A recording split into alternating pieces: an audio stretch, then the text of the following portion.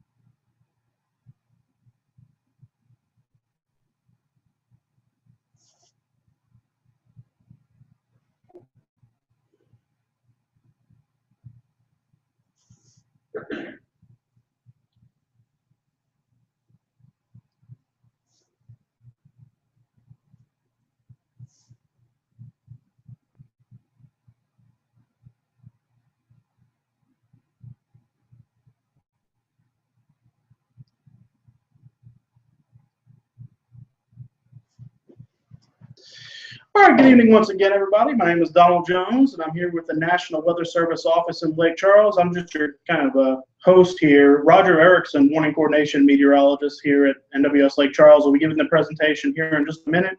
But I wanted to kind of give you an idea of how this is going to work. We're going to go over quite a few topics here tonight. It's going to take about 45 minutes altogether, and then there'll be a period at the end to ask questions. Now, the way we're going to handle questions this evening is we actually have an email address, and I'm going to go ahead and put that up on the screen here for you to take a look real quick. And if you've got a pen and paper, you may want to jot this down. The email address is actually my email address here at the office, donald.jones@noaa.gov. And if you have any questions as we go through this presentation, just go ahead and write a quick email. Just put question in the subject line and write your question in the text or in the body of the email, and then shoot it off to us, and we'll get it here within just a couple of seconds, and we can actually answer it live here on the air while we're going through these various topics. Like I said, we're going to be here about 45 minutes, and you don't have to wait until the end of the presentation to ask a question. If you got a question as we're going through this, go ahead and shoot it off, and we'll be glad to answer it while we're discussing that particular topic. And then at the end, once we get through everything here, we'll put up the instructions for how to get your little certificate. That'll again be through email process, but we'll put up details about that here at the end. So at this time, I'd like to introduce Roger Erickson, Warning Coordination Meteorologist here at the National Weather Service in Lake Charles, and he's going to discuss the basics of Skywarn spotting. Okay, thanks, Donald. My name's Roger Erickson. I'm the Warning Coordination Meteorologist here for the National Weather Service in Lake Charles.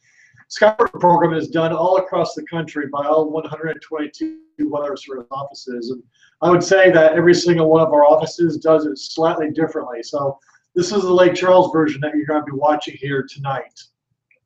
The first slide that we're looking at tonight is our severe thunderstorm reports. We have reports all across the country anytime we have damaging winds or large hail. We define large hail as 1-inch diameter or larger, and we define damaging winds anytime we have wind reports of 58 knots or 50 knots or stronger, or reports of actual damage from the wind itself.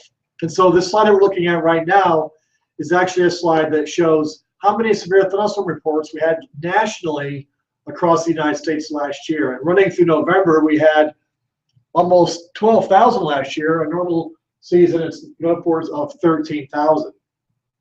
The next slide that we're looking at is the report of large hail reports. Large hail, like I said, is defined as 1-inch hail diameter or larger. Last year we had about 5,500 reports nationally. A normal season is over 6,200. And the next slide is the number of tornadoes. And our tornado tally last year was a little over 1,000, which is a quieter than normal season. The normal number is closer to 400.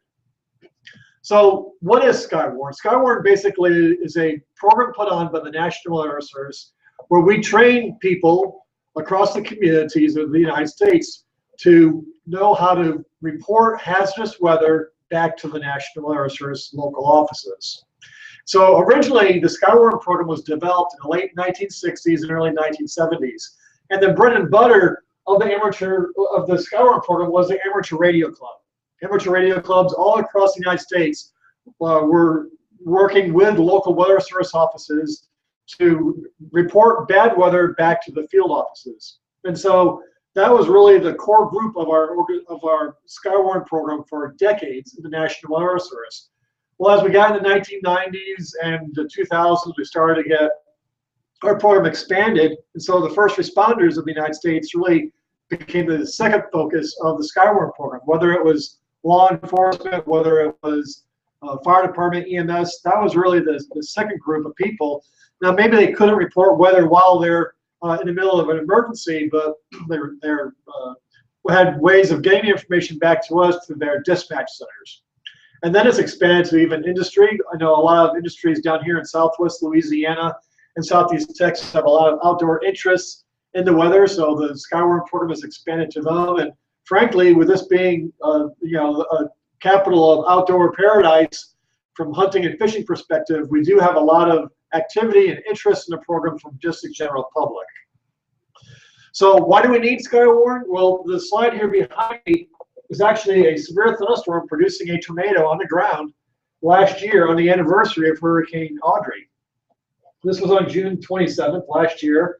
And what we're looking at is a typical radar picture, just like you would see on TV or on your smartphone app, where the light green indicates the light rain, the yellow-orange indicates moderate rain, and the red indicates the heaviest rain. And so, this is just one screen capture of us looking at storms across the area. The Lake Charles radar is indicated by this little red dot on the left side of the picture. And we're seeing all these bands of rain across the area. And some of these things have a funny little hook echo to it. Some of you may be familiar with some of the phraseology of hook echo related to the radar. And indeed, one of these hook echoes actually was indicating a tornado debris ball, which we'll talk about more in a couple of minutes. One of the neat things that we can do with our weather radar is we can actually see the wind velocity inside the storm clouds. And so in the case of this particular storm here, over in Jeff Davis Parish, we were seeing blowing away from the radar, indicated by the yellow, orange, and reds, and winds blowing towards the radar, indicated by the greens and blues. And so this circle here that I drew kind of shows the velocity coupling, where the strong outbound and inbound wind speeds are coupled right against each other, indicating possible rotation in the thunderstorm itself. Now, that doesn't necessarily, in and of itself, tell us that there's a tornado on the ground. But the neat thing about this particular event, we had people reporting it in on social media, on Facebook and Twitter, with videos and pictures of the tornado on the ground as it was going up LA 101 towards Welsh. So it helped verify what was going on for us in the National Air Service. Now, here in the National Air Service office in Lake Charles, pretty much like every office across the country, we have very similar staffing. Our office has 24 people, and out of the office of 24, 16 of us have a degree in meteorology. Several of us have a degree here in state from Louisiana. The one state in school with meteorology program is University of Louisiana at Monroe. In fact, Donald Jones, our host today, he's one of our graduates from up there. Me, I'm from the Northeast, University of Albany up in New York State. Our boss, Andy Patrick, he went to Penn State University, but we do have several other universities down here in the Southeast that's also represented in the office. We've got several from Florida State University. We also have a couple from Texas A&M, which is one of the bigger schools for meteorology in the state of Texas. So there's 16 of us here in the weather's office with a degree in meteorology watching the weather. This map here indicates the coverage area that the Lake Charles office forecasts for. We cover 6 counties in Southeast Texas and 16 parishes here in Louisiana. We also forecast out 60 miles into the Gulf of Mexico. So from a TV perspective, it's like the Beaumont, Lake Charles, Lafayette, and part of the Alexandria TV market. That's what we're looking at from the perspective of what our coverage area is. Excuse me. So when we're monitoring the weather, the first thing that I do when I come in the office and calling up an AWIPS, looking at the variety of weather sources and weather data, is I'm looking at this one here. This is just a screen capture of GOES weather satellite data. And this is a visible satellite imagery.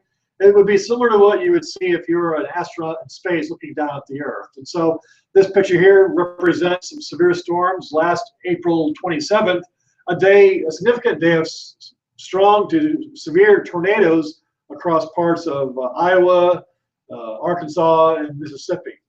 The neat thing about the weather satellites is not only do we have visible satellite imagery like we're looking at right now, but there's also infrared and water vapor channels that we can use as well during the day or night. The next slide that we're looking at here is a picture of probably the coolest shot that we got in the weather service, and that's launching our weather balloon.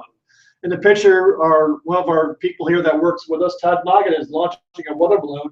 The balloon itself, you can see, is up toward the top of the picture. It's about 6 foot wide balloon filled up with hydrogen gas, and then an 80-foot string below that to a little white box called a radiosonde.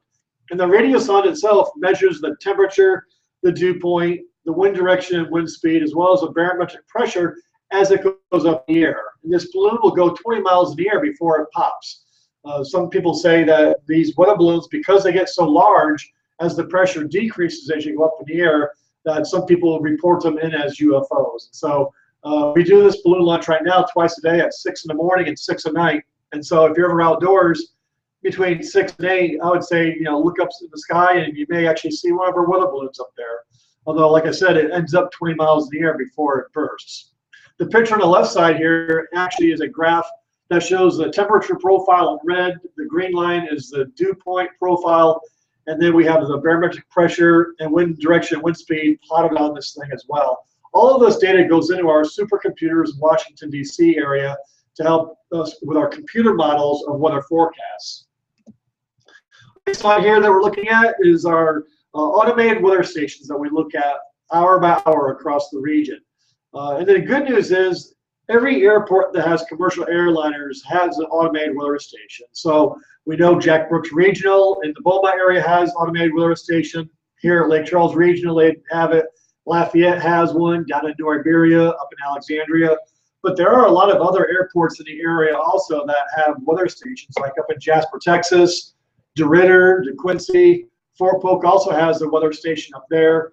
And we have some stations along the coast as well, at like Serum State Park in southeast Texas. Cameron has a gauge down there. Over in St. Mary Parish, we have a station near the coast as well. So we have a variety of stations that are combined from the National Weather Service to FAA to even stations that are put together by things like TCEQ, the environmental office over in Texas, as well as federal and state forestry offices located in both Texas and Louisiana. So that's some of the data that we're actually looking at on a day-to-day, hour-by-hour basis. But when it comes time for severe weather, the bread and butter of what we're looking at is the Doppler radar. If you've ever been out here to the Lake Charles Regional Airport, you've seen our Doppler radar. It looks like a water tower. Some people say it looks like a golf ball or a soccer ball up on top of a pedestal. And it's actually what it is, a 28-foot satellite dish encased with a covering around it that looks like a water tower. And that weather radar can detect where the rain's falling, how heavy the rain's falling. It can detect the wind velocity and other parameters that we use in the weather service to detect and determine how bad a storm is. One of the neatest features that we are now able to do with the weather radar is tell what kind of data we're looking at on the radar. We can tell whether we're looking at rain, whether we're looking at snow or ice. And in this case, in the middle of a tornado, you can even detect that you're looking at debris being thrown up in the sky from a tornado. This is a cross-section of a tornado up in Arkansas last year that had a debris signature shown in the sky up to 15,000 feet in the air. We have had several tornadoes down in our region down here as well, where we've seen debris thrown into the sky. Now, it hasn't gone 15,000 feet in the air. It's been more like 5,000 to 7,000 feet. But it is a neat feature that we can now use the Doppler radar to determine what we're looking at. Whereas before we thought that dark red area was just a band of heavy rain associated with the tornado. Now we can actually determine whether or not we're looking at just rain or whether we're looking at other things as well, such as debris from the tornado itself.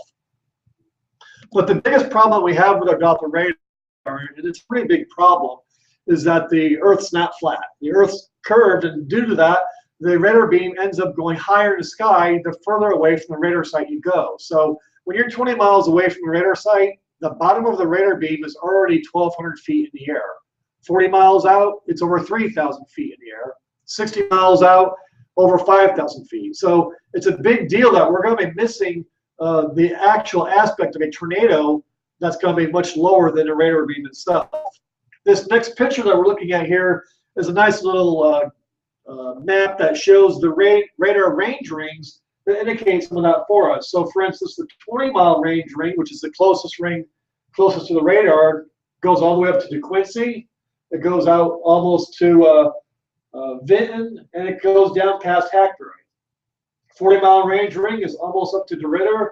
It's out west to Buda, almost to Vidor, almost down to the state line by Sabine Pass, and then extends a little bit past Lake Arthur and also to Iota. 60-mile range ring starts going even further out. And 60 miles out, like I said, we're over 5,000 feet in the air. That's all across the Beaumont area. It extends up towards the Koontz area, Hardin County, Kirbyville, even Jasper, Newton.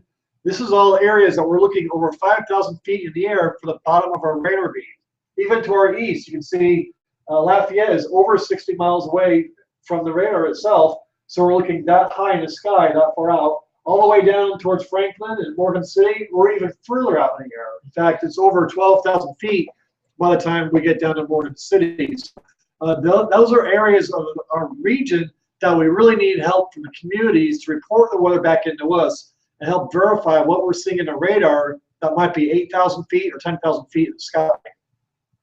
Now, when we're trying to get this weather information out to you, we have a multi-tiered way of getting that information to you. We'll start out 7 days in advance. We issue a hazardous weather outlook. That is issued anytime that we're expecting bad weather coming up within the next 7 days. This is updated every day by 6 o'clock in the morning, and it's a fairly generic product that just says things like, well, we're expecting it to rain next Tuesday, or we're expecting severe weather possibly on Wednesday. It's not going to get into specifics on what county or what parish is going to get hit with the weather, and it can't be specific in terms of how many inches of rain that we're going to see. It's more of a generic broad brush overview of impending weather that we're expecting within the next 7 days. It's merely meant as a tip-off or a tip that we're expecting bad weather somewhere down the road. So the accuracy of that maybe not be as good as the shorter duration forecasts. So as we get closer to an event, we'll issue a watch. In the perspective of severe thunderstorms or tornadoes, a tornado watch or a severe thunderstorm watch is issued when we are expecting bad weather within 6 to 8 hours, usually before there's even activity developed on the radar. Before there's rain on the radar in our local area, a watch will be issued for the area.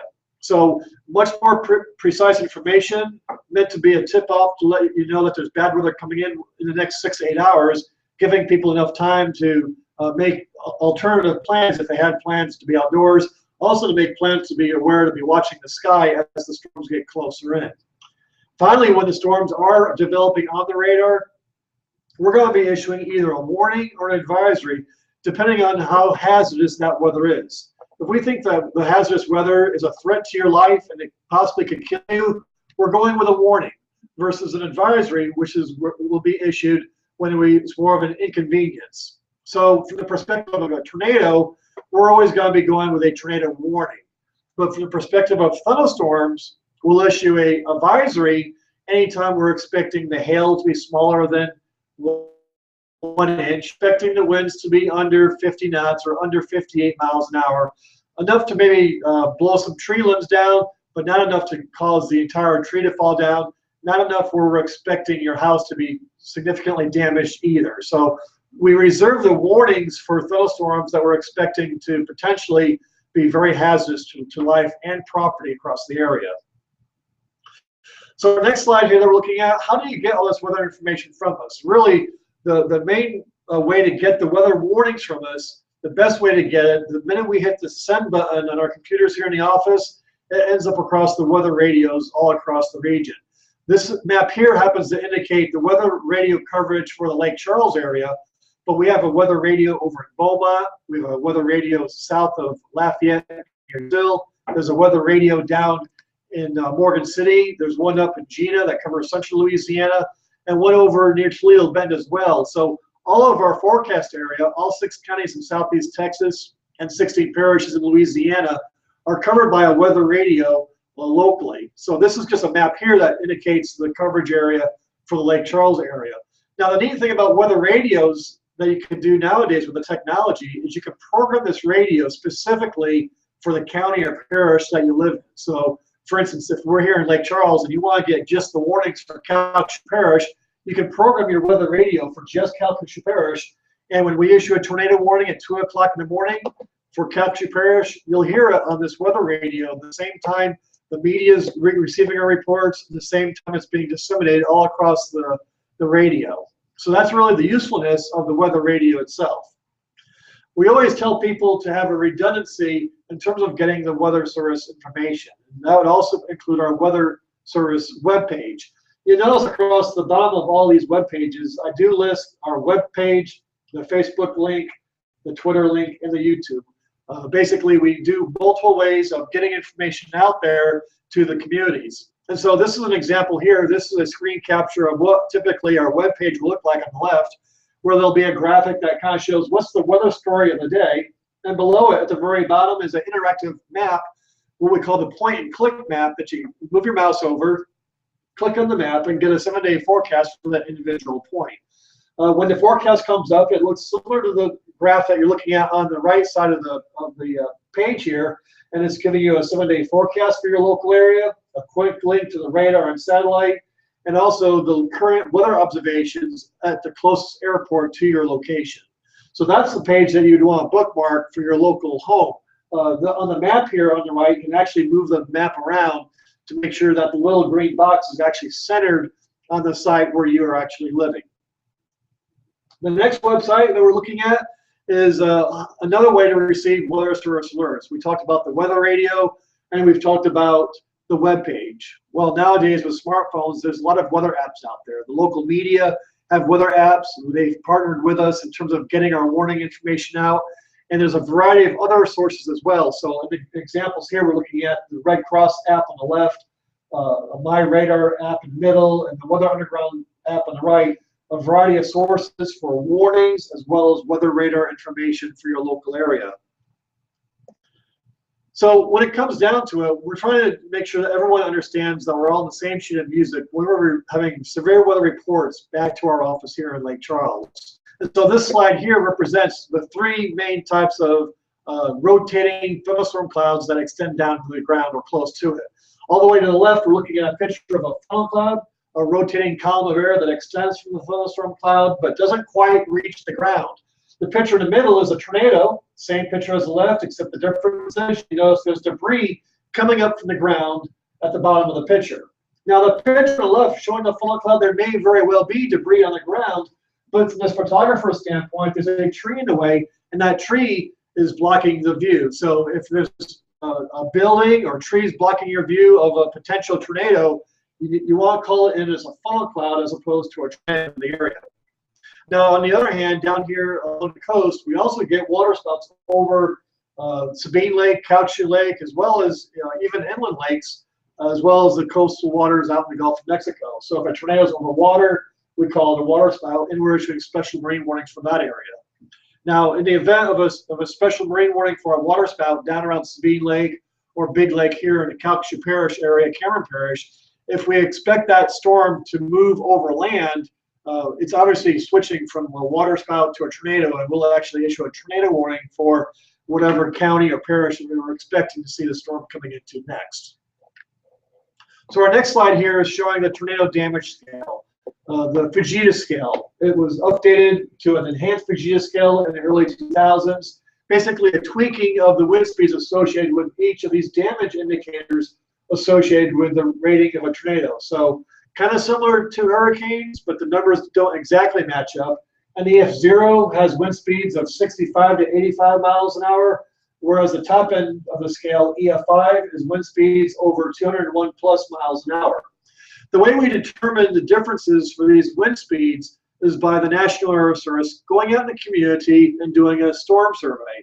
The Doppler radar does not give us the ability to determine how bad the wind speeds are in the individual tornado itself because of all the problems I mentioned earlier with the radar, where the radar beam is shooting high in the sky and maybe several thousand feet above the tornado on the ground itself. So we rely heavily on our forecasters to go out in the community and look at some of the damage. The next slide that we're looking at here is an example of that. Go ahead, Dial. Dial's got a question for someone online. We've actually got a comment from someone here that just wanted to say the tornadoes in Jeff Davis you mentioned just a minute ago, I was there and remember that like it was yesterday. There was a supercell around Pine Island and I saw it. Nothing touched the ground from what I saw, but I saw little tails forming out of the clouds. So definitely something that a lot of people do remember. We also have another question from a viewer named Sean. He asks, can we as spotters get access to any advanced radar imagery that shows shear or other features?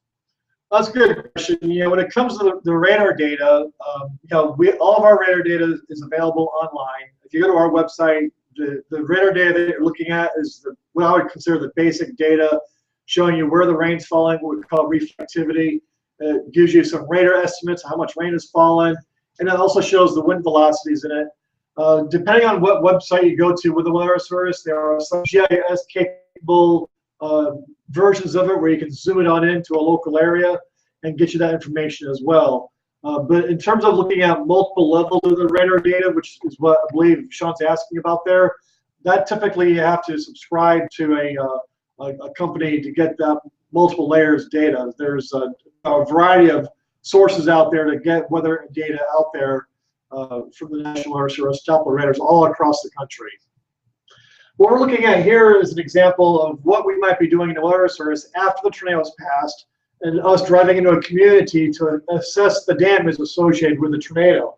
This is an aerial shot from a tornado up in Arkansas last year, and we're looking at homes with a variety of damage. The house here at the top left and the house here in the middle right both have partial roof loss. Partial roof loss indicates an EF1 scale level amount of damage. The house in the bottom right, the majority of the roof is peeled off, so that bumps it up to an EF2. Whereas the house on the bottom left here is bumped up to EF3 because not only did the roof come off, but some of the exterior walls fell down as well. So this is what we're doing when we go out in the community to assess the damage. If a tornado goes through the middle of the woods and all it does is knock down some trees, we're kind of stuck at the EF0 or EF1 level, depending on what exactly happened with the trees. If the tornado actually hits homes and businesses and we get property damage, then we will be bumping the damage up higher, depending on what actually occurred to the homes or businesses out there. And so that's what happened for this particular tornado here. Now, the good news associated with tornadoes is that the majority of the tornadoes we see year in and year out all across the country are weak. That's on the table on the left side, the EF0s and EF1s. We have over 1,000 tornadoes in a given year that are on that low end scale. The good news is that only accounts for 5% of the fatalities associated with tornadoes. The problem with these weak tornadoes is they're only on the ground for a few miles, they're very narrow, and they're only on the ground for a few minutes, which makes it very difficult for us to detect it with our Weather Service radars. Now, the stronger the tornado, the more likely we are to see it on the radar. So the EF2s and EF3s, we have up to 100 of those in a given year across the country. You notice the fatality count goes up to 25%. These might be on the ground for 10 to 15 miles, and they might be as much as 200 yards wide, and they can be on the ground for up to 15 minutes. And then at the very right side of the scale here, there's the EF4 and EF5, the violent tornadoes.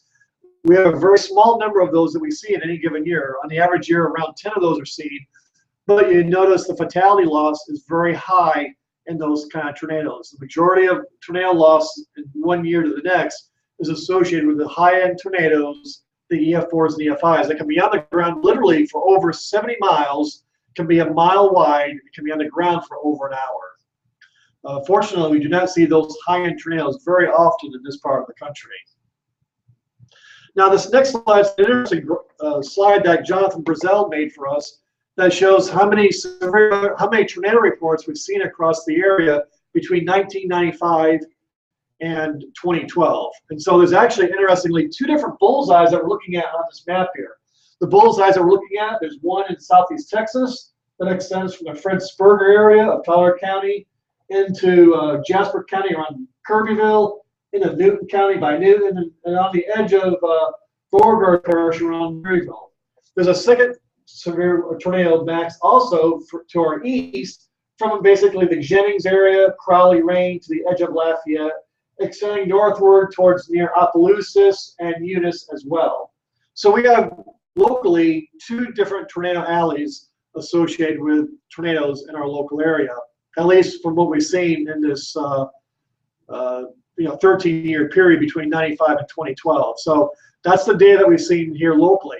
And it's kind of interesting that you would think in Lake Charles, where we've got the 16 meteorologists here at the Weather Service office, that you would have a big bullseye over Lake Charles, and we actually have fewer tornado reports here in the Lake Charles area than we do in other locations across the area. Another thing that's interesting in this slide here that typically I would go into a different set of slides to talk about is what month do we typically see the tornadoes around this part of the country. And it is interesting that tornadoes can be seen year-round here in the Lake Charles, Southeast Texas area. If I wake up in the wintertime and I hear about tornadoes, I know that there's going to be tornadoes anywhere in Texas, the coastline. Typically, in the wintertime, severe weather alley is down along the Gulf Coast.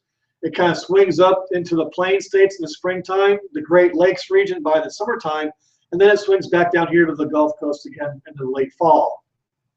But not only do we have the possibility of tornadoes year-round down here, with our two maximum, one being late winter, early spring, and the second one in the fall time. We also have a different maxima in terms of the time of day that we actually see tornadoes around here. Now, for people that live close to the coast, we actually have a maxima of tornadoes during the early morning hours. We get something called a low-level wind jet that develops along the coast and actually helps enhance some of the rotation in the thunderstorm clouds themselves. And we tend to see more tornado reports along the immediate coast in the early morning hours, I'd say between like 2 and 6 o'clock in the morning. Whereas in some of that activity will extend inland to, I would say, the I-10 corridor, Beaumont, Lake Charles, Lafayette areas. But you go further inland, like up to Jasper, up to Leesville, Fort Polk, up to Alexandria, over to Marshall, it's a little different up there. The time of bad weather up there is more likely to be during the midday to evening hours. I would say from like 12 o'clock to 8 p.m. is the highlight for severe weather across our northern area. So it's interesting how it rotates from an early morning scenario down along the coastal areas to early morning hours along the I-10 corridors to afternoon and evening hours as you get further inland. So kind of a variation of severe weather as we go through not only each individual county and parish, but also by the time of the day. Now, one of the interesting things associated with tornadoes is this, is that tornadoes typically don't happen single-handedly by themselves. A lot of times there'll be multiple tornadoes on the ground at the same time. We had that happen for us locally on October 31st a couple years ago, where we had 3 or 4 tornadoes on the ground across portions of Calcasieu, Beauregard, Allen Parish, Jeff Davis Parish during a tornado outbreak. So that's something just to be aware of, is that when there is one tornado on the ground, if you hear this as a tornado warning for your local area, be wary that there could be another tornado nearby.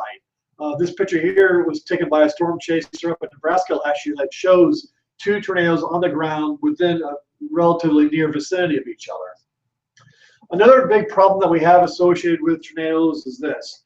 The whole Skywarn program is not intended for you to jump in your car and start chasing after the weather and be a storm chaser. This is not a storm chaser program.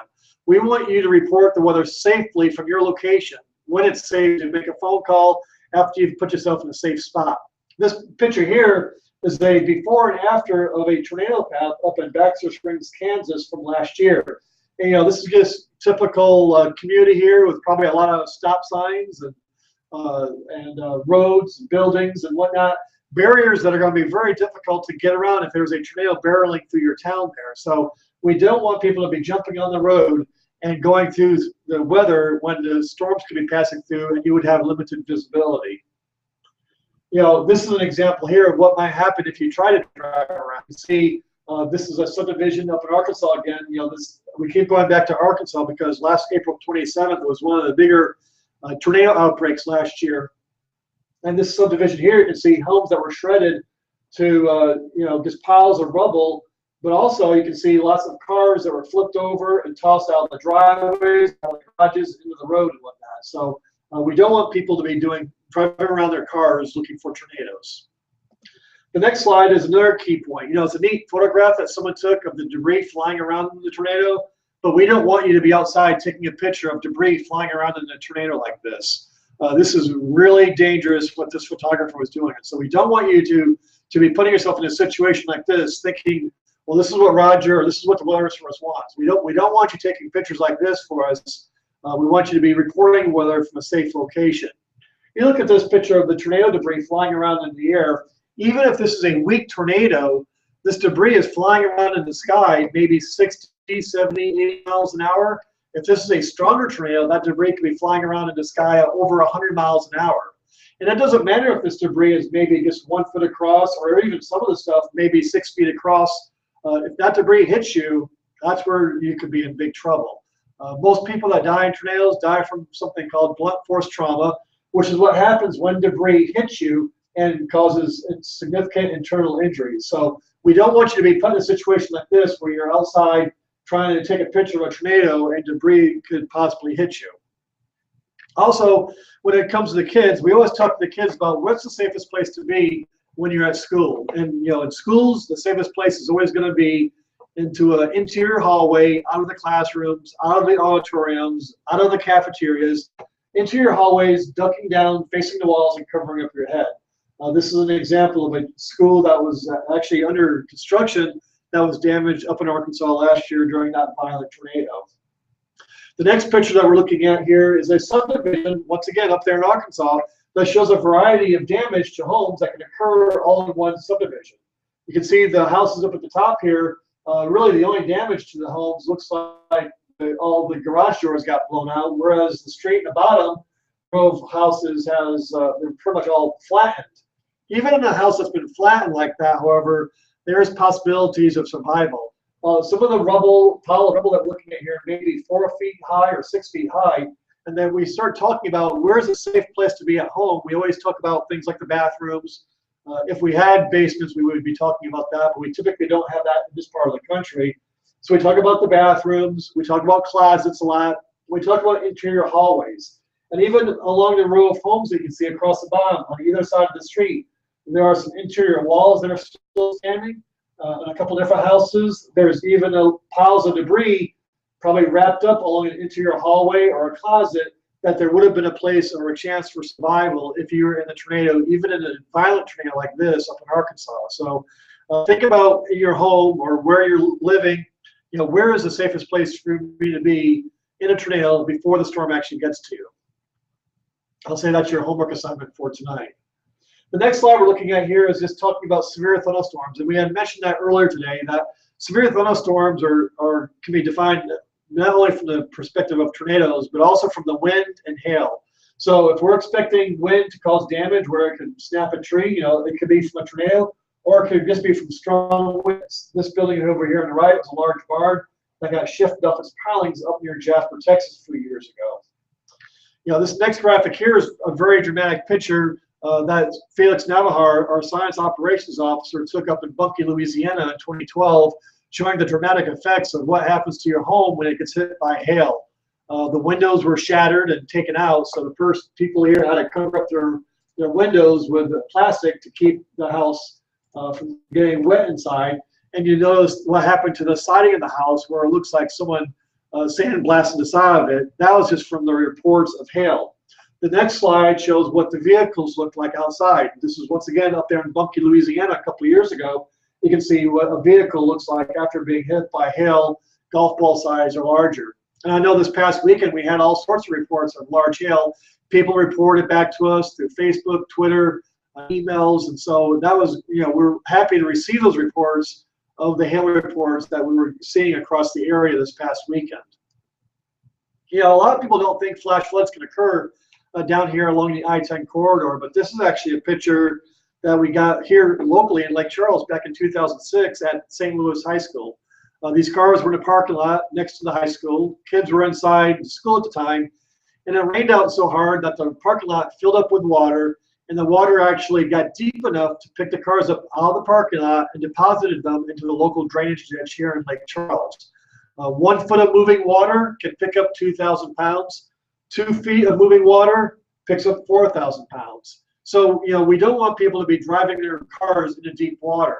This next picture that we're looking at here happened over by Lamar University last summer in Beaumont, where there's an underpass and people were unaware of how deep the water was and inadvertently drove into this water. So most people that die in flash floods are dying in their cars driving into water that they don't realize how deep the water is or the current of the water itself.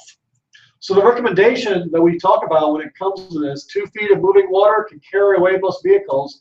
If your vehicle is caught in rising water, the rule of thumb is to immediately leave it and seek higher ground, which around here, like in this shot here in Beaumont, would have been just walking up the ramp basically out of the underpass and get yourself to a higher ground. Another feature that we have to be very careful of as Skywarn storm spotters is lightning. Lightning, of course, atmospheric discharge of electricity here. This shot here kind of represents, you know, how the tallest buildings typically are what attracts lightning. But the other thing that we're not seeing associated with this next picture is the fact that sometimes lightning can land 10 miles away from where the rain's falling. In the picture here, the rain might be falling off to the left side of the picture, outside of the picture itself, and the lightning strike comes 10 miles away from where the rain's falling. A lot of lightning comes out of the base of the thunderstorm clouds, but some lightning comes out of the top of the storm clouds, this anvil lightning, and that can actually cause problems for us associated with these storms. And we don't want you to be outside taking photographs of the hail, taking photographs of a tornado when there's a thunderstorm and lightning nearby either. And you know, lightning's not a respecter of where we live either. This is a very nice home in Beaumont, Texas that caught on fire last summer associated with a lightning strike. And so we always give people the recommendations about staying indoors. Don't use telephones that have cords attached to the wire. Anything that's plugged into electricity, that's the key thing that you want to be careful of when it comes to lighting safety. So in the perfect world, this is what we would be looking at from a Skywarn storm spotter perspective, looking at the clouds and knowing what kind of bad weather to expect. What we're looking at here in this picture, storm cloud is moving from left to right. So on the right side of the picture, that's where the rain and hail is falling, probably a lot of lightning in there as well. And then just to the immediate left of that is where a lowering of a cloud called a wall cloud develops into a tornado. To the left of that is a rain-free base, which a lot of times is the angle that you might best be able to represent yourself to see the storm itself. But in actuality, that's not going to be what we can see at any given time in a picture like this.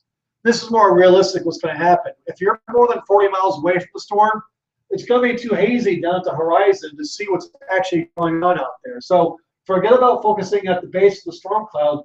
Focus on what's going on at the top of the storm cloud and focus on what's going on here called the anvil. The flat top of the thunderstorm cloud is an indicator of a potentially strong or severe thunderstorm. Sometimes coming out of the top of the anvil is something called an overshooting top. I'm kind of indicated here by these two yellow hatched areas on the picture here. And so this is what you want to be careful of and focusing on is these areas that I outlined here. Right below those hatched areas is where potentially would be the strongest area of this thunderstorm. You see there's a tree in the way, there's visibility problems, you're not going to see what's coming out of the bottom of the cloud. So you're far enough away that you're focusing on what's going on at the top of the cloud.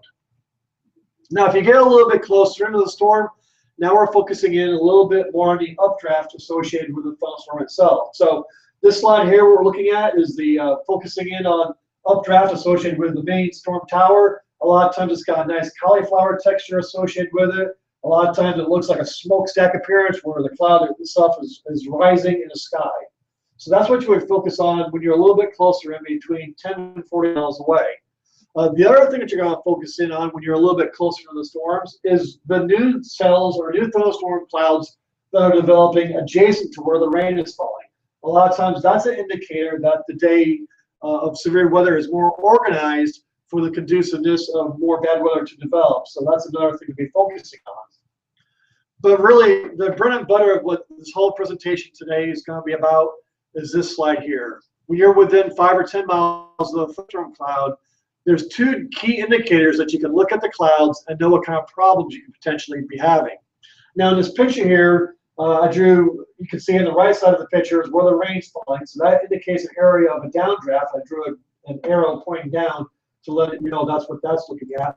On the left side of the picture, I drew a red arrow pointing up, indicating the clear slot, indicating an area of an updraft. These are going to be the two focus areas that we're looking at. Over here on the right side, where the yellow arrow, the downdraft is, that's where the rain is falling, potentially hail, and potentially strong winds are falling in that area as well. Whereas over here, where the clear slot is, that's the potential location where a tornado could develop. But it's also an area where strong winds could be coming out of this thunderstorm cloud and being ejected out along the ground over here. So strong winds or tornadoes could occur over here on the left side of the picture. There's two things to be focusing on when you're looking at this storm cloud, though. The first focus is paying attention to which way is the storm cloud itself moving. In this example here, the storm cloud is moving from right to left. So here's the rain on the right side. The rain is moving from the right side of the picture to the left side. So I outlined in red, this is the leading edge of where the rain's going to. Well, that cloud there is called a shelf cloud on the leading edge of the rain. That's the indicator of where potentially the strong damaging winds could occur. That's not the focus for a tornado over there. That's the focus for the damaging winds coming out of where the rain's falling on the right side of the picture. Now, the exact same picture, all I'm doing here is changing the storm motion. And now you notice that the arrows in the bottom, now the storm is moving from left to right. So the rain is still falling on the right side of the picture, but now we're actually in an area where we're focusing on the back side of the rain. In the back side of the rain, this is potentially where the wall cloud will develop and potentially where a tornado could drop down. So that's the first rule of thumb to be focusing on, is which way is the storm cloud moving? To your left, to your right, closer to you, or away from you, to get yourself in perspective of where am I in relation to the storm motion itself. If you're on the back side of the storm cloud, you're in the focus area where potentially a tornado could develop. If you're on the leading edge where the rain hasn't gotten to you yet, that's going to be the area potentially where you're going to get damaging winds in the next few minutes. So that's rule number one. Rule number two is going to be asking this question: which way is the wind blowing? While you're looking at the storm cloud, here we are again looking at a rain falling down on the right side of the picture, a low hanging cloud on the left side. If the wind is blowing towards you as you're facing this cloud, then that indicates a microburst or damaging winds. Once again, you would be on the leading edge of the rain, and the wind would be blowing in your face. A lot of us experience that during thunderstorms in the summertime. You get that cool, refreshing breeze before the rain actually gets to your area. That's actually what you're feeling, the wind of the microburst itself as the storm cloud is heading towards your area. However, if you reverse this situation and the wind is blowing from you towards this cloud, then we're looking at possibly a tornado. This is the focus here, where now it's kind of like what you see maybe on the Weather Channel or Discovery or National Geographic, where the storm chasers are videotaping the tornado. The wind is blowing from the photographer's spot towards that cloud. That indicates potentially inflow towards it and the potential for a tornado to develop. So Donald, I see you got your hand raised with another question. Andy asks, how does the National Weather Service determine straight line winds versus tornado damage without going to the site of the damage? Well, that's a good question. The difference between the two, honestly, we're going to be going out into the community to determine whether or not to call it one or the other. We don't make a determination here in the office. Sometimes the radar has a great signature associated with it for a potential tornado, and we would probably have a higher confidence level that potentially the storm would be producing a tornado. So we would be walking out of the office, I would say, biased to, as we go out there, to be not surprised by the fact that we would expect to see tornado damage. But most of the time, we don't make that determination here in the office till we actually get out on the road, see the damage, and then determine that after the fact. We don't actually determine the damage, whether it was caused by a tornado or straight line winds, without actually getting out there in the community. And a good point also to bring up here is we don't go out and survey every single tree that gets blown down either. If there's people's homes are getting damaged and significant damage is occurring out there, well, we're going to get out there and survey that. But if, like in the case of last night, we had a lot of power outages and scattered trees were blown down all across southwest Louisiana. It wasn't the kind of scenario that we were going to be able to go out to any specific location to look for a location that may indicate a possible tornado. So that's a good question, and it's a good point that we don't go out and survey every single tree that gets blown down out there. So this summary slide here kind of puts together the gist of what we're talking about today.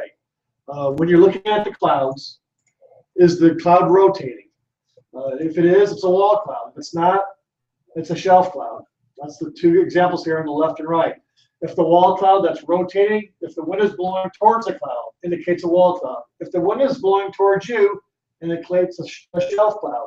If the cloud is following behind the rain, that indicates a wall cloud. If the cloud is in the front of the rain, it indicates a shelf cloud. So the shelf cloud in general indicates possible damaging winds, whereas the wall cloud indicates possible tornado development. This one slide here is really the bread and butter of the key point to remember when you're looking at the clouds and knowing where you are in perspective to the cloud and the perspective of which way the wind's blowing and which way the clouds are moving. Those are the 2 points and the 2 questions to ask yourself when you're looking at those clouds. Now, the last few slides that we're going to look at here today are some tornado lookalike, because unfortunately it's never super easy to just look at clouds and know what you're looking at. So the first one here is a picture of some low-hanging clouds up in the East Tennessee, up in the Smoky Mountains. It was probably a day that was a little bit of fog out there, and it's just a low-hanging cloud. You can't tell by looking at the photograph here, but there was no rotation associated with it. There was no inflow where the winds are blowing from the photographer towards the cloud. So this is just a cloud literally hanging on the ground. The next slide that we're looking at, a picture that I took one day going home from work. I was going home from work. There was a low-hanging cloud up above me, and I saw these funny-looking striations extending from the cloud to the ground. And all I was looking at was actually just rain shafts extending down. It was about a mile down the road for me when I finally hit the rain.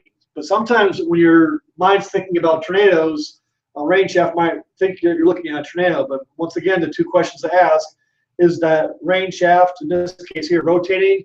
Was the wind blowing from me towards it? And both of those questions were no. The next picture is another shot that we took outside of our office here back in 2012, and that's a smoke plume from a fire.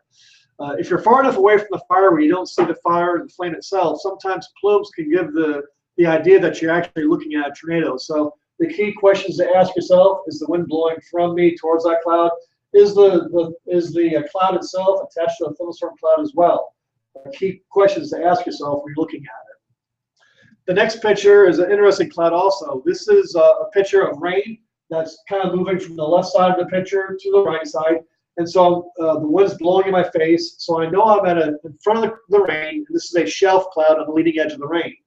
And sometimes coming out of the bottom of the shelf cloud, there'll be these little straggly fragments of the cloud that hang low. Sometimes it separates from it. Sometimes it spins and swirls. It kind of gets people worried that they're looking at a tornado or funnel cloud or something else. And really all it is a debris cloud that extends from the thunderstorm cloud on the leading edge of the rain. So it does give us a tip-off that there's a lot of turbulence in the air, not a good day to be flying, but it does not indicate a tornado associated with it. And finally, the last picture here is a picture of a cloud called a row cloud. Kind of on the leading edge of a thunderstorm heading towards your area, a row cloud can be very ominous looking and can have a lot of rotating circulation with it, where the top of the cloud looks like it's rotating down to the ground. But this is not an indicator of a tornado. It is sometimes an indicator of strong damaging winds, especially if it stays close to the rain that's coming in behind it. So that's pretty much the summary of the Skywarn program here. The key points that we want you to be aware of is when you're calling in the reports to us, tell us who you are, that you have gone through a Skywarn class, what you saw, when you saw it, where it happened, staying calm and speaking clearly. If you're not sure what you're looking at, that's cool too. We don't mind taking phone calls and talking you through what you're looking at, because sometimes it is kind of confusing what we're looking at in the sky. So we like to chit chat with people and talk about what's going on out there. To get those reports into us, these are the key things that we're looking for. Any reports of tornadoes, wall clouds, funnel clouds. We like all those kind of reports called into us. Any reports of hail, any kind of damage from the wind or floods is important for us to be aware of that. Any kind of lightning damage or injuries associated with it. Any kind of winter weather, snow, sleet, ice, freezing rain is important also. And finally, any high fog problem areas where the visibilities are less than a quarter of a mile. So how do you get that information to us? This is the last slide of the show here. There's really 3 ways to contact us. One is through our phone number, 337-477-5285. When you dial that number, you'll hear Andy's voice. What you'll do is just hit extension 1, and you'll get the phone ring in our operations area, and the forecaster will be able to answer the phone and answer your questions and receive your stories of what you're seeing out there. Second way of contacting us is through the social media, whether it's Facebook and Twitter. We try to keep up with Facebook and Twitter, answer questions that are on there. So you can post your pictures out there, ask us questions out there as well. And the third way, on our website itself, there's actually a Submit Storm Report tab that you can click on, fill in the report of what you're actually seeing, and let us know what's going on. So that's it from here in the National Weather Service in Lake Charles. It's been a pleasure being with you guys tonight. I think we got another question, Donald? We got a few more questions, actually. None that actually fit specifically into one of the topics we discussed, but are still important to acknowledge nonetheless. The first one is there an app for the Lake Charles Weather Service? That's a good question. The National Weather Service currently doesn't have an app out there. The best thing I can say is from our websites to bookmark the website with the local forecast for your local area. That's good for anywhere in the United States. Even if you're not living in the Lake Charles forecast area, if you're somewhere else in the country, you can do that with your local weather service as well. But currently, the weather apps are all done through the TV stations or private sector groups out there as well. Okay, our next question is actually a topic we didn't cover, but it's still related to severe weather, and this is actually something that's covered in a little more detail in our advanced class, which we are looking to have an advanced Skywarn class sometime in the future, so make sure to keep an eye out for that. But the question is, what exactly are deratios, and what ingredients have to come together for one to form? That's a good question. Yeah, basically it's a line of thunderstorms that starts to bow out. Typical time of year that we see that down here would be late spring into the early summertime. It's very common up in the plain states and the north central part of the United States to see that in the spring and summer months as well. We're probably not the bullseye where that activity occurs. I would say from Tennessee northward is where you would see most of that. But basically, it's a line of thunderstorms that kind of bows out and can move very fast across the United States and causes a lot of wind damage associated with it. And our last question is actually a nice segue as we're getting into the latter part of April, and we'll be starting to look towards hurricane season before very long. And the question is, how strong is El Nino expected to be this year, and how will it affect the Atlantic hurricane season?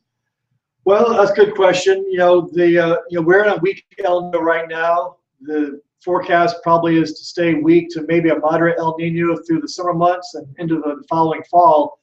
What that typically does, when we have El Nino this time of year, and if it does continue into the summertime, it hurts hurricane season. Fewer hurricanes are expected during El Nino summers.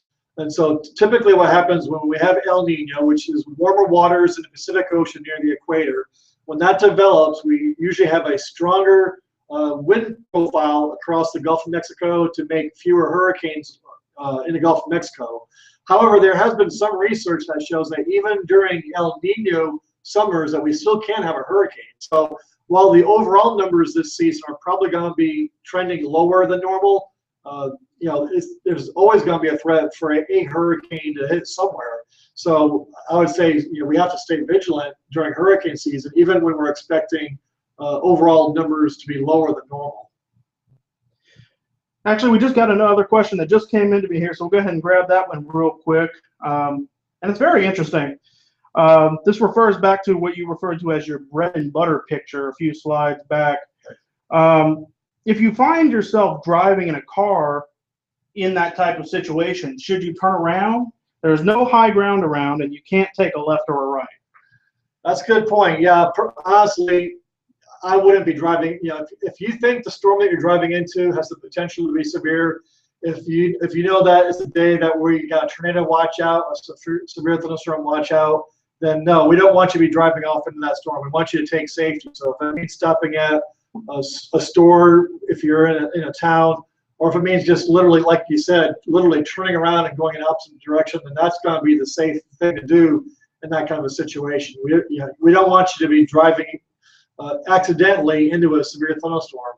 I've happened to me before when I'm on vacation. I'll be driving into, I'm not knowing for sure what county I'm in. I'm driving down the interstate. It looks dark in front of me, and I have no idea if I'm driving into a severe storm or not. So, yeah, we definitely don't want people to be driving into situations like that. So if you're driving down the road, you see these dark, ominous clouds in front of you, and you're not sure whether or not there's severe weather associated with it, then I would stop, see if the storms pass across in front of you, and if they're heading towards you, then yeah, you're going to need to either get into a sturdy building or turn around and go in an opposite direction. You want to close it for us, Don? Yeah, let's go ahead and wrap up here. Look, I'm back. Thank you all for tuning in this evening. Looks like we had 42 viewers, which is pretty good. That's better than Roger's probably had all year as far as his actual Skywarn Spotter classes. So thank you all for coming out. A lot of y'all have inquiries about the certificates, and what I'm going to put up here on the screen here in just a second is actually how you can get your certified Skywarn Spotter certificate. So let me go ahead and put that up here for you. It's going to be a fairly simple procedure of just sending me an email. It's going to be the same email that you used to ask any questions you had this evening. It's donald.jones@noaa.gov. And just when in the body of the text, just put your name as you'd like it to appear on your certificate. And we'll customize them and we'll send them back to you probably within the next day or so. So and we'll send it to the email that you use to send us that name. So we'll leave that up here for just a few minutes here so people can, so that you can send out those emails and get your certificate. And again, thanks for coming out this evening, or thanks for tuning in this evening, I should say. And like I said before a little while ago, we are looking to have an advanced version of this course sometime in the future, so keep an eye out on that. We'll be posting that on our social media pages. And we're also looking to put together a briefing similar to this as far as hurricane season goes once National Hurricane Center comes out with their official prediction for this year, which, like Roger kind of mentioned, with an El Nino, we're generally expecting those numbers to be fairly on the low side. But we'll go into detail about that in a separate briefing sometime down the road. So keep an eye out for that. So send us those emails, and we'll get your certificates out here in the next couple of days. Thank y'all for tuning in. Y'all have a good night.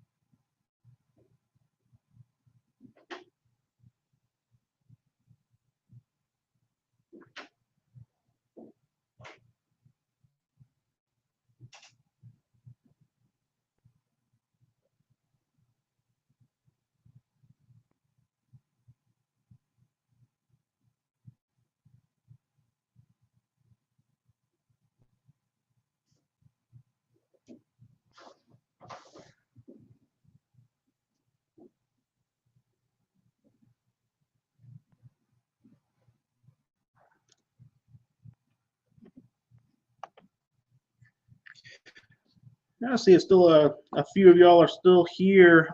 If you still need this information, We'll put it up for another couple of minutes here, but if you continue to need it beyond what's in this broadcast will be available as a recording on our Facebook and Twitter sites.